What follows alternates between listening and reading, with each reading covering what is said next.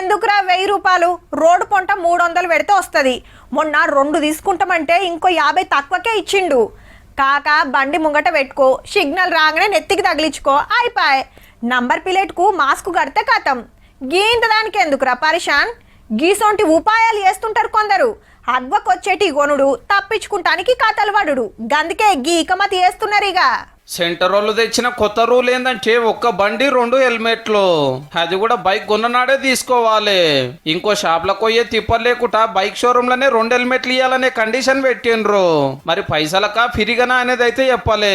అయినా 2 ఎందుకు అంటారా? వెనకాల కూకున్న వాళ్ళ కోసము. ఇద్దరు పోతే ఇద్దరు నెత్తలకు ఉండాలని ఎప్పటికాంచేలో రూల్ ఉన్నా ఎవరు పాటిస్తలేరు.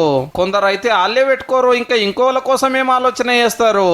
చల్లగా గాలి వస్తుంటే మంచిగా అనిపిస్తుందా? పుసుకున్న టక్కర్ అయితే తెలుస్తుంది హెల్మెట్ విలువ ఏందో. అది లేక నెత్తులు వలిగిన వాళ్ళు, ఉండి బచాయించిన వాళ్ళు బొచ్చాడు మంది. ట్రాఫిక్ వాళ్ళు ఫోటోలు కొడతారనో ఆపి ఫైన్లు రాస్తారనో తప్పితే యాక్సిడెంట్ అయితే కాపాడుతుంది అనుకునేటోళ్ళు చాలా తక్కువ. అసొంటిదిగా ఇద్దరు పోతే ఇద్దరు పెట్టుకుంటే అయ్యే పనేనా? ఒక గల్లా తొవ్వల దోస్తుగాడు కలిసి బండి ఎక్కిండి అనుకో, అప్పుడెట్లా మరి? ఆ లెక్కన ఒకటి నెత్తికి ఇంకొకటి బండికి పెట్టుకొని తిరగాలనేమో.